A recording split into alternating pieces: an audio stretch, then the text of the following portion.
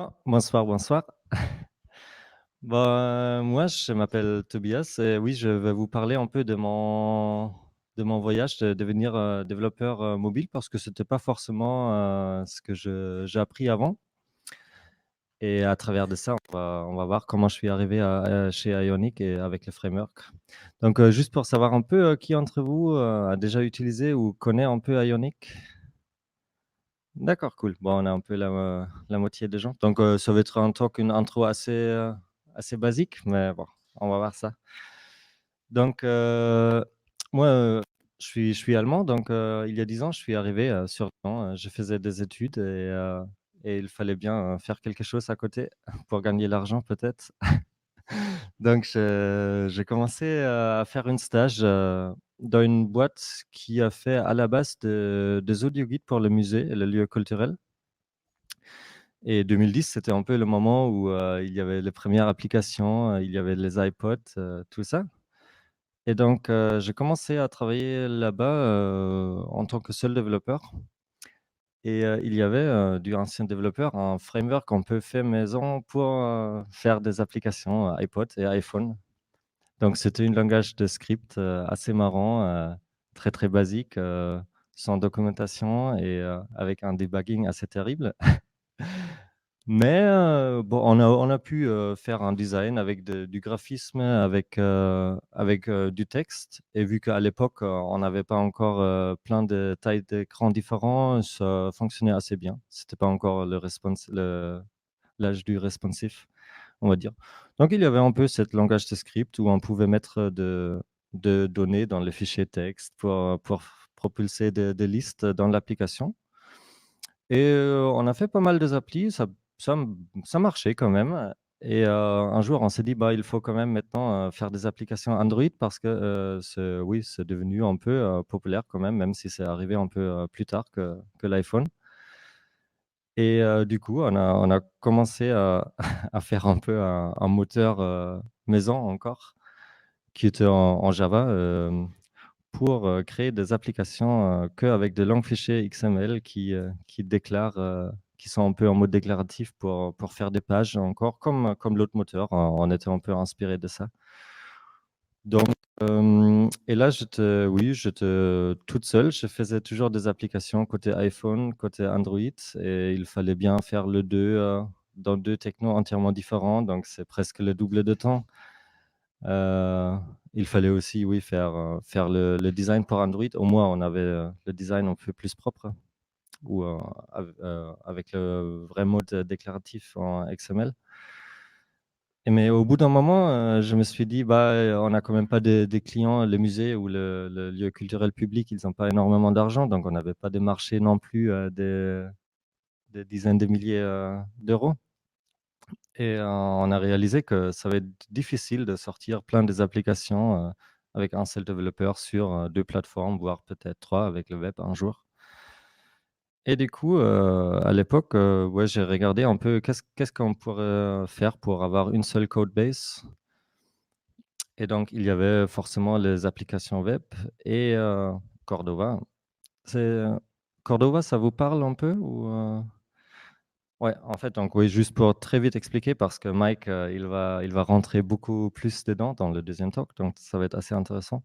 Mais Cordova, c'est un navigateur, embarqué en fait dans une application native. Donc, c'est juste là pour qu'on peut déployer notre application web, dans les stores, sur le Play Store, sur l'App Store, pour le téléphone. Et en plus, ça nous permet d'accéder un peu de la fonctionnalité, via des librairies ou des plugins, du téléphone comme la caméra, la géologue, accéder aux fichiers du système. Et donc c'était 2012 je crois où j'ai commencé avec la première web app et il n'y avait pas encore grand chose, côté tooling, côté framework. Donc on a notre jQuery qui fait toujours le taf, en tout cas, hein. Par contre, pour faire une application, il fallait quand même préparer ou développer quelques fonctionnalités de base comme un routeur pour avoir un peu la navigation page à page. Après, ouais. Et ouais, il y avait plein de trucs, mais À la fin, j'avais quand même au début une première petite application en web, qui fonctionnait plutôt pas mal. Donc on peut naviguer entre les pages, on a des listes, on a du contenu audio qu'on peut écouter et c'était développé une seule fois et automatiquement ça tournait, sous, sous iOS et sous Android. Ce qui était quand même assez énorme, surtout pour nous dans cette petite boîte parce que maintenant on pouvait vraiment, sortir, des applis. Après, il y avait quand même plein de petits problèmes à l'époque, genre, je ne sais pas si vous vous rappelez le navigateur, pour faire le touch click. Il a toujours attendu 300 millisecondes avant de prendre en compte le clic parce que ça aurait pu être un swipe. Donc il y avait plein de choses comme ça où il fallait, appliquer des petits hacks pour que ça fonctionne et ça a pris quand même pas mal de temps pour avoir un truc qui tourne plus ou moins. Donc, on a cherché un peu à trouver, quelque chose qui peut-être fait déjà ce travail pour nous. Comme ça, on peut se concentrer que sur la partie implémentation de des données, du graphisme et tout ça.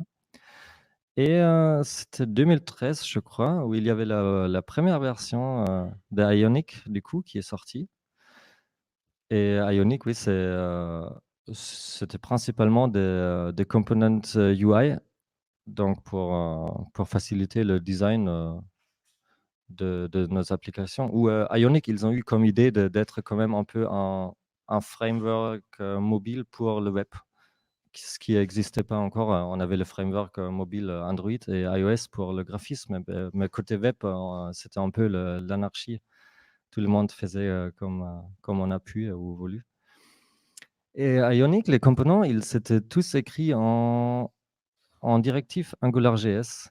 Et là, AngularJS, aujourd'hui, on rigole un peu sur cette framework, mais en vrai, quand c'est arrivé, c'était quand même une grande révolution. Ça facilitait énormément le développement des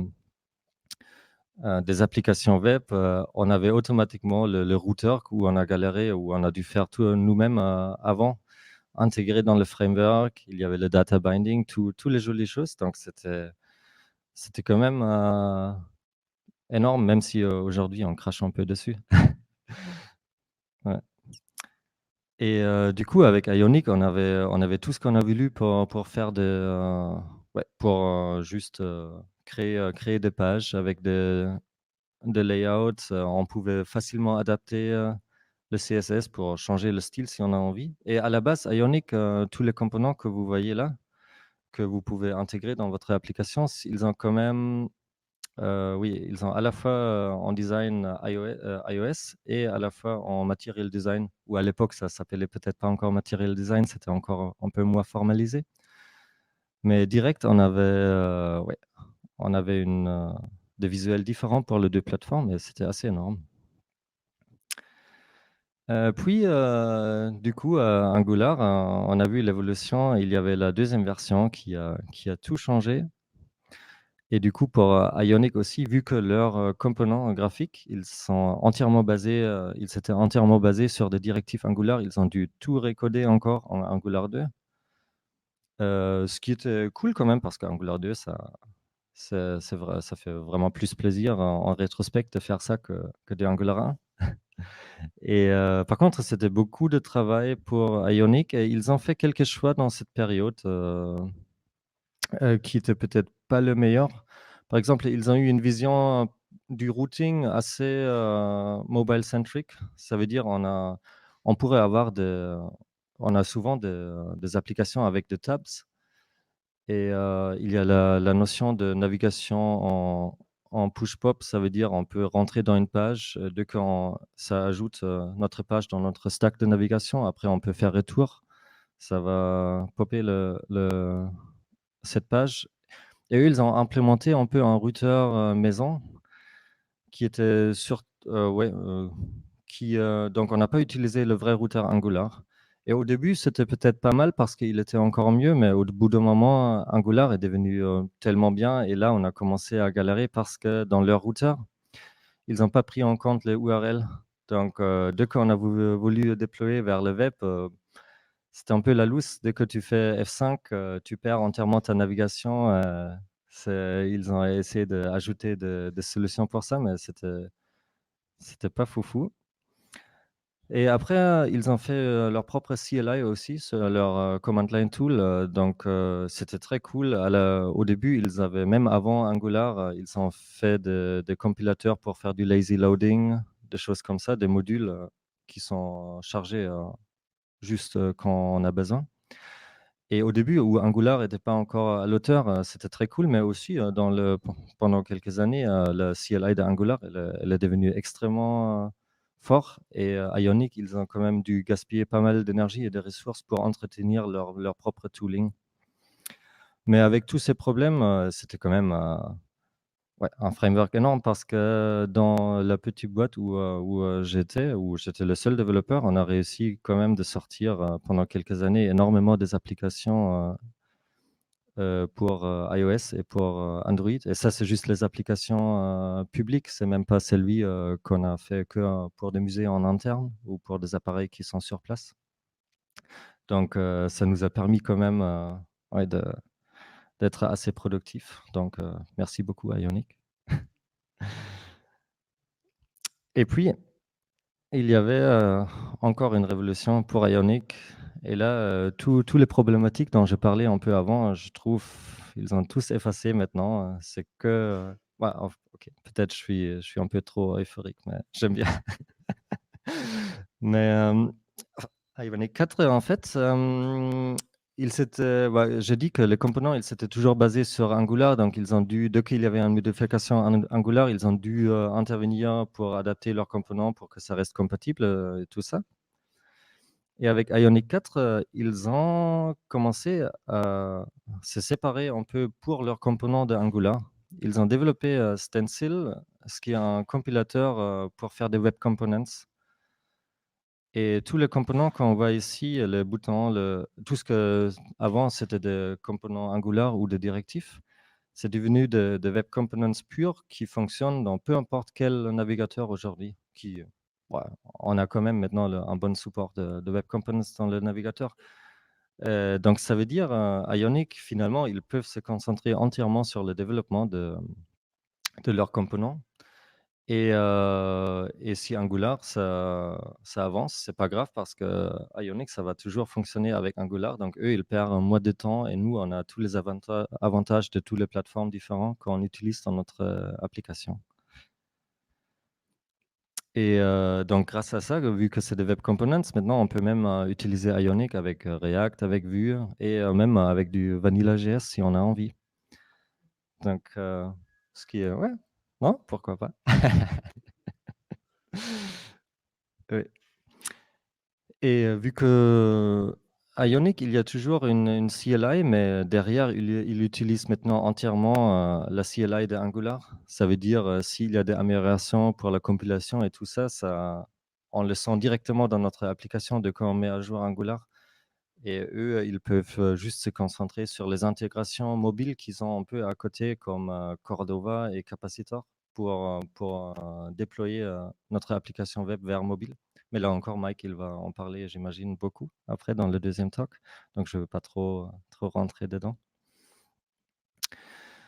Donc Ionic finalement, ça nous donne, tous pour faire de belles applications web parce qu'il y a même, ils ont même un bon module des animations, donc je vais vous montrer, plus tard un petit exemple, mais toute la navigation des pages, c'est bien animé. Il y a les boutons, quand on clique, il y a des petits effets, c'est tellement bien. Il y a tous les gestures, le touch et le clic qui est géré, donc on n'a plus du tout, besoin de s'occuper de ça. On peut vraiment se concentrer sur le fond, de notre projet, ce qui est juste, créer, créer la fonctionnalité, finale pour l'utilisateur et tout le reste, c'est déjà pris en compte par Ionic ou Angular.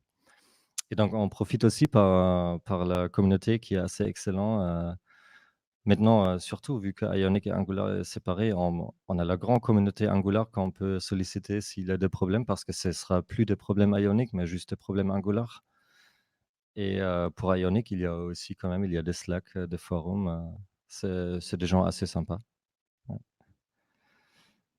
Et ce qu'ils ont encore dans leur, oui, dans leur framework, il y a un pack de Zcon, et maintenant il vient de sortir, le Ionicons 5 aussi et je sais plus, mais je pense maintenant ça doit être autour de 3000 icons et qui sont tous en SVG et donc dans notre step de compilation, il y a que les icons qu'on utilise vraiment qui sont inclus dans notre build, donc c'est vraiment plus sympa encore aussi qu'avant, donc que de bonnes choses.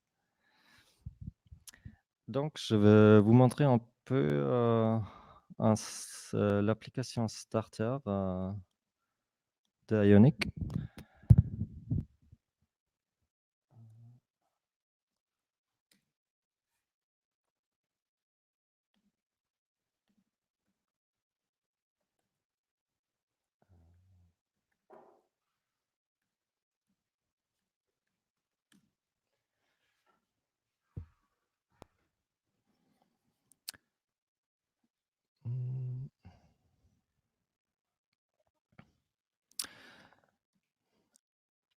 Mmh, ça va, c'est un peu petit peut-être, je vais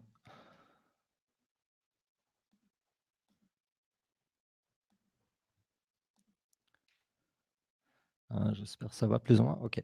Donc en fait, on a plein de composants déjà prêts. Par exemple, souvent dans le démarrage d'une application, on a le petit slider pour expliquer un peu qu'est-ce que ça fait. Donc on peut faire, le skip, on peut slider aussi en touch si on veut.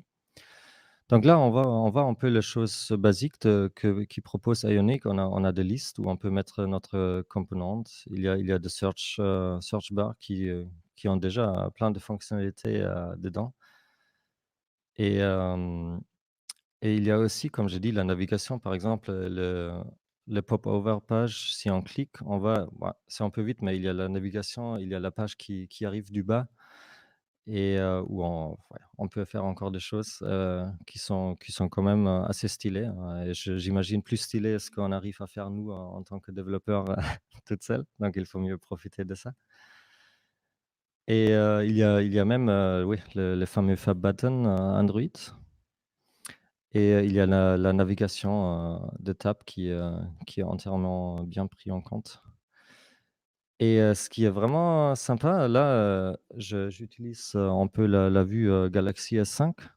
Mais si on change ça pour un iPhone 5 par exemple, il suffit juste de recharger le page normalement et on voit, tout le design, s'adapte automatiquement, au style, iOS. Donc c'est ça qui est quand même, de quand on fait des PWA aussi maintenant, on n'a même plus trop à réfléchir, si c'est un Safari, il va afficher ça en style iOS. Si c'est autre chose, ça va être du material design et donc les utilisateurs finaux, ils se sentent plus chez eux. C'est quand même un très, très bon, travail, que Ionic, a fourni et est-ce que vous avez déjà utilisé le CSS variable qui sont arrivés là un peu, récemment? Parce que, depuis la version 4, il y a aussi, le fameux, dark theme. Donc maintenant on peut, facilement, juste, changer le variable, ça change tout notre application. C'est assez sympa quand même et avant peut-être c'était beaucoup de travail, mais là c'est 3 lignes de variables CSS et c'est bouclé donc c'est assez énorme et je vais juste, vous montrer un peu la structure, de cette application. Donc bah, bah, on est au Angular Meetup quand même, donc je pense que vous avez déjà vu, probablement un projet de base et finalement, Ionic, c'est que dans notre cas où on utilise Angular, c'est qu'un projet, Angular, avec notre dossier source, notre application et notre, app module et la seule différence, avec d'une application classique Angular, c'est qu'on importe, le Ionic module qui va après introduire un peu le routeur, il utilise toujours le routeur Angular derrière, mais ils ajoutent toutes les animations et où on peut profiter pour et le stacked, le routing stacked pour des tabs, et ce qui est pas pris en compte par Angular pour l'instant. Donc ils ont rajouté un peu ces fonctionnalités. Par contre, c'est qu'une extension du routeur Angular, donc là aussi, si Angular change quelque chose, tant que c'est pas des breaking changes, Heu, ouais, on peut juste, profiter de tout ça et hem et la seule différence encore Ah, c'est qu'au lieu, au lieu d'un Angular Router Outlet, le Router Outlet classique, on a juste le Ion Router Outlet et c'est la seule différence, hein. Après, on a notre route, comme avant avec le PAF, le children, le machin. Donc, il y a 0 différence là-dedans par rapport à Angular. Par contre, on a tout le surplus, ce qui Ionic, nous propose. Et et donc, pour utiliser, ouais, pour Ionic, je recommande fortement de regarder leur documentation où, on peut, il y a des exemples de code dedans et surtout on peut voir direct, qu'est-ce que ça donne en iOS ou en Material Design. Donc il y a le mini émulateur, dans leur site, s'il charge et heu et du coup, côté documentation, c'est ultra bien fait, hein. On a juste à prendre des exemples de code et copier-coller et du coup, ça nous permet d'avancer notre projet à une vitesse, qu'on n'a pas pu avoir avant où il fallait, faire chaque modif à la main dans tous nos composants graphiques. Mmh. Et si ce serait pas encore le meilleur truc de Ionic, petit, ouais, teaser pour le talk, qui va arriver maintenant. Je vais pas trop en parler, de Cordova et Capacitor, mais, un peu super pouvoir quand même de ces technos, c'est du coup de faire des applications plus ou moins natifs ou hybrides, on dit. Et là, vu que Ionic, on va bien, ils ont eu plus de temps, vu qu'ils se sont séparés un peu d'Angular, ils ont pu se concentrer sur leur métier et donc ils ont eu plus de temps aussi pour créer des autres toolings qui nous, aident encore dans notre, quête de développer de bonnes applications en pas beaucoup de temps et ils ont sorti, Capacitor, l'année dernière donc ouais, j'ai hâte aussi de voir ce que Mike est en train de dire, sur ça. Donc oui, encore, Ionic, ça m'a vraiment permis, j'étais 5 ans dans cette entreprise où, je mis un peu en route cette stack, qui est toujours utilisée et ça fait 3 ans que je suis en freelance et je fais quasiment que des projets Angular et Ionic et c'est trop le plaisir donc ça a joué un grand rôle quand même, dans ma vie professionnelle, cette framework donc je suis très remerciant de ça. Ouais. Donc, je sais pas s'il y a des petites questions encore, sur Ionic ou Angular ou après on peut parler, au apéro. Ouais. Tu vois pas ce que c'est capacitor? Je pense, le prochain talk, il va très, très bien rentrer dedans, je pense, donc je veux pas trop en parler, hein. Tu vas le savoir, après, je suis sûr. Oui, il y a un peu la polémique dessus, mais c'est pas des applications qui sont des web apps, embarquées. La notion où c'est bloqué parfois par Apple, bien sûr, c'est c'est des applications de développement de Cordova et Ionic parce qu'eux, ils peuvent mettre à jour l'application en interne en temps réel, sans avoir un nouveau APK ou un nouveau bundle iOS et donc Apple, ils aiment pas du tout, cette notion qu'on peut faire ce qu'on veut donc il bloque ça parfois. Mais par contre, je dirais, c'est que des applications qui sont pour le développeur parce que nous, c'est cool de pouvoir tester notre application, quand on code ici directement dans une application de développement Ionic sur notre iPhone sans avoir à installer rien du tout. Mais c'est que sur ça. Là, je viens de déployer encore une application, cet après-midi, donc ça fonctionne encore. Oui, oui, le tout classique, il y a pas de souci et tant qu'on charge pas, de la fonctionnalité, tant qu'on met pas à jour l'application sans vraie mise à jour de l'application, si c'est, clair ou pas. Et ça veut dire, en fait, on a la possibilité, vu que c'est une application web, dans notre application, de charger de nouveaux bundles JavaScript quand l'application est déjà installée et ça veut dire on peut entièrement changer, notre application, et vu qu'Apple, ils ont assez, serré sur leur processus de validation d'application, ils aiment pas du tout cette notion que ça change après une fois qu'ils ont fait la validation, et c'est juste pour ça que parfois ils bloquent certaines apps, mais c'est pas des applications, classiques, on va dire. Là, en fait, il y a dans leur, starter, je sais pas si tu as vu, mais, ils utilisent un peu le service worker de module de Angular. Par contre, il y a un truc pour accéder à des features poussées un peu de PWA. C'est quelque chose qu'on va pouvoir faire avec Capacitor, plus facilement, et je suis sûr que Mike, il va en parler, après. Le truc le plus pénible, c'est Apple et son processus de validation. Bon, oui, non, après,